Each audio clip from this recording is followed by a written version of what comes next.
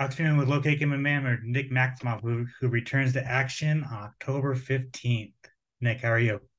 I'm doing good. How are you? I'm good, man. I'm good. I'm happy to be talking with you. You're 12 days out. How you feeling? I feel good. I'm feeling. I'm ready to go. I'm ready to go today. So I'm ready to get this show on the road. Awesome, awesome. Before we talk about your fight, I got to talk about UFC 279 a little bit. You were there. You were there all week. Kind of, man, what did you make of the whole fucking situation? Oh, yeah, it's crazy, man. That was a wild way to end things, but it was probably the best way it could have happened, and it was a great topping to Nate's career. It was fun to watch, and it was cool to ride with it, and we just flow with the go. So it wasn't nothing too crazy. We don't get too high with the high or low with the lows. It's just kind of we go with the flow or flow Yeah, with the go. absolutely.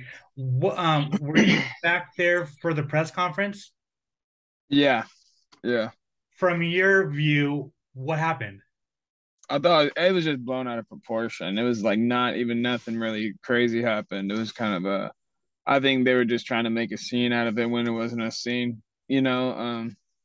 Yeah, it was whatever. It was kind of lame that Dana did that. And then the weigh-ins, man. So Hamzat misses weight. What were you thinking? Like, were you thinking like this fight's gonna be over, or did you know that Nate was gonna take a fight no matter what? I thought the show was gonna. I mean, I don't think you can even fight when you're that far off weight. So it's like I thought the shit was over with. I thought that was fucked up. How it was all gonna end like that, but it worked out for him. So it's cool they got a fight so quick and um, yeah. I mean, it wouldn't happen to anyone else but Nate. You know what I'm saying? But he's the man. He can take all the punches. So he knows Absolutely. how to do it. Awesome. Awesome. All right. I did want to talk about your last fight against Petrosky, man. It's always fascinating to me how a professional athlete deals with their first loss. And I know you've dealt with losses in wrestling before, but like, what were the emotions like after that fight? Um, Not very good. They're just like it's a roller coaster. Uh, I don't even know how to describe it really. It's just like it still doesn't even feel real. Hmm. That's how I would put it. How did you? I mean, and on top of that, you had all the fans just kind of just rushing you and just blasting you. Like, what was all like? Just what was going through your mind? I don't know. I mean, nothing's like really. I don't even know how to explain it. Nothing's like really. I've never really made full thought of it or plan to or probably will. It was just a fucked up thing that happened, and it kind of sucks because it's like everyone loses. It's just my losses happen to be on TV in front of like thousands or millions of people. That shit went hella everywhere too, and I was like, what the fuck? It just fucking sucked, and it was it sucks, but it's a learning. It just depends how you take shit. Um, so I'm thinking about this shit. It's like a 2.0 now. Like it's a me 2.0. So it's gonna be just a new and improved one. Cause I never stopped working since that shit happened. So it's just been like a however long trainer camp since that fight till now. So that's how I looked at it. Just kind of creating new skills and shit, and just try doing new stuff and trying to improve me and make a better me. So What was the biggest lesson? What was the biggest lesson that you learned from that fight? the weird part of that fight, I would say, I'll go to the lesson, but the weird part is like the people. You know what I'm saying? The people fucking show their like a lot of people showed their real true colors, and now it's weird, especially being. Nate told me a lot of experience what emotions and shit go through with fights because he's taken me to a lot of them, and so I kind of understood it better, but I didn't realize it like on a personal level, like people who would just drop off and people who would stay and then come and go and shit like that. That shit was kind of weird. So I've definitely grown like a weird like third eye to people, you Mhm. know.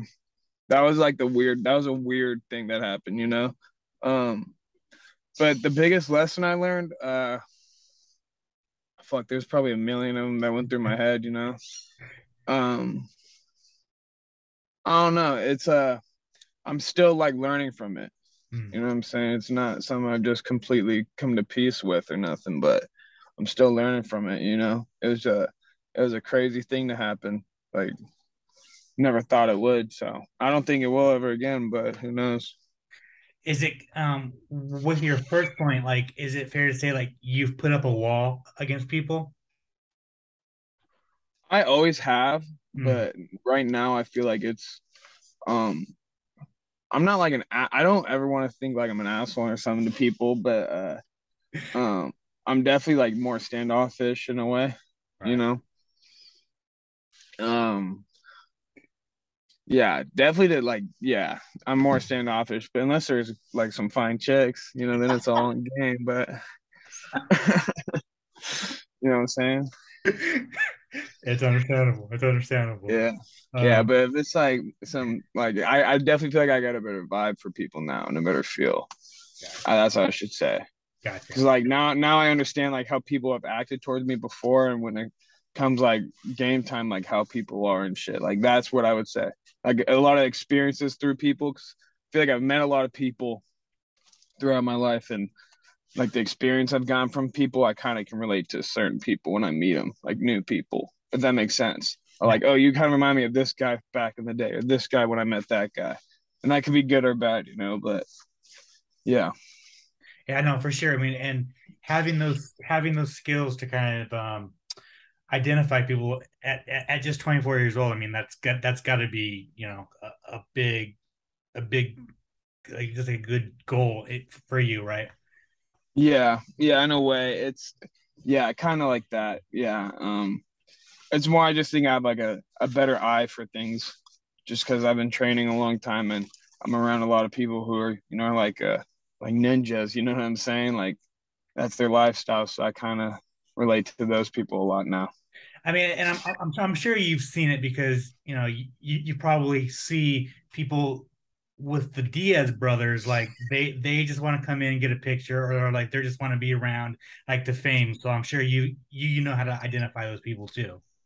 Yeah, cloud chasers. Those are easy. Yeah, those are easy to find. Those guys are everywhere. Gotcha, gotcha. Okay, You know what I'm saying? yeah, no, for sure. All right, Jacob Malkoun, man, what do you think of the matchup? I think he's good and he's tough and he's a strong opponent, you know, everywhere. So, um, yeah, I like it everywhere it goes, but he's a good fighter.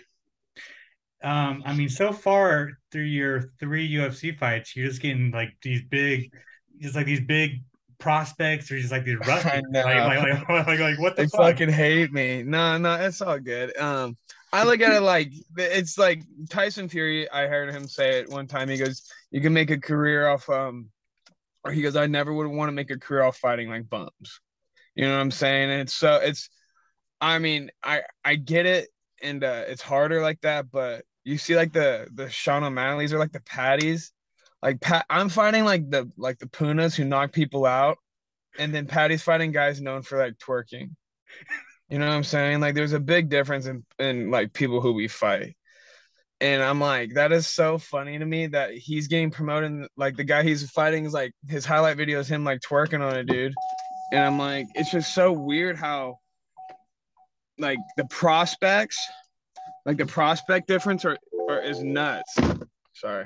It's all good. Yeah, I think the difference in prospects, like from me to most of them and the rest of them, even though I lost my last fight, I think is just still 9 day different. Yeah, I don't know. Just from the guys I'm fighting. Just from the guys I'm fighting. Like 8-1 or like, you know, all finishes or 9-0. It's like, okay, I get that. Are any of the other prospects doing that? Not really. And it's like, all right, like what like Bo Nichols fighting Jamie Pickett. Hilarious. Well, I mean, that is the dumbest shit ever. I mean, imagine saying you want a top 15 guy and you're fighting that guy. I yeah, no, I absolutely, I get. It's like you're fighting a fucking tough Cody Brundage that nobody wanted to fight, and then you get Puna, and then you get Andre Petroski, who's super underrated, right? And then now you get this Jacob Malkoun, who's just like a just a big wrestler, you know? Yeah. Well, yeah. See, like Petrosky, like I mean, Petrosky's good, but I still feel like I could beat him. You know what I'm saying? Like, there's no doubt. It's just like the one spot he could have got me in, it fucking happened, and props to him. You know, I don't want to diss a dude like that after like if I just beat someone and they just start dissing me, I'd be like, all right, whatever. Like it looked kind of like silly, Right. so I don't want to sit like diss him or nothing, but that's just my personal opinion. Yeah, then I'm fighting Jacob Malkoun or whatever, and he just like I thought he beat Brendan Allen low key. I thought he could have arguably beat Brendan. So I think he's pretty good. You know, he's tough. Yeah. So And then Cody knocked his last two dudes out, and then Puna knocked his last dude out, and I'm like, that's who I'm fighting.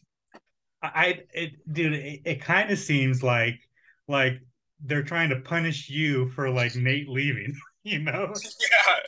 No, it's fucking ridiculous, dude. I'm getting pissed off now. Because it's like, sorry, I need to get out. It's all good.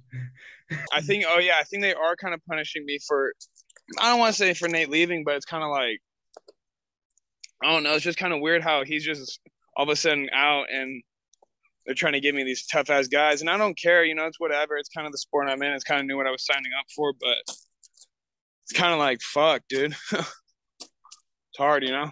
All right. So the one big knock on Jacob Malkoun is that he's boring. He's a boring fighter. So I mean, how do you see your fight kind of going? Like, dude, like that's what I mean when I'm saying like 2.0. Like I don't even think I'm gonna. I've been like wrestling, but like I'm like really just trying to like say fuck it.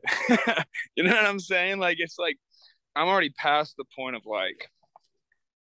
I mean, the way I lost my last one, it's like, who really even gives a fuck? Why would you care now? In a way, you know what I'm saying? If I'm gonna be thought of my last fight, that's how I'm gonna be thought of for the rest of my life. This next one's kind of like, all right, who gives a fuck? Can't get much worse than that. You know what I mean? Like, that's how I'm viewing it. Oh, absolutely. So, are you kind of hinting that maybe we might see Nick Maximov boxing a little bit, or what's up? Yeah, a lot of it. Probably a lot of it. Awesome. And it's like if I get cracked, I get cracked. But if he gets cracked, I think he's gonna get cracked really hard. Awesome. Last couple of things from me. Who are some of your training partners this camp? Same crew? Yeah, same crew. I've been boxing a lot more with like guys like Kenny Lopez. He's a good boxer. He's like 6-0 as a pro.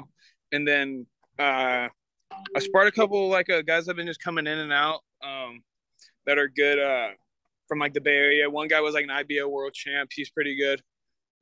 And I've been sparring Chris, you know, Nate, Lucas, all the guys, Mikey, all of them. They're the homies, you know what I'm saying? And they know how to box, so it's good. Awesome. Dude, there's fucking noises everywhere.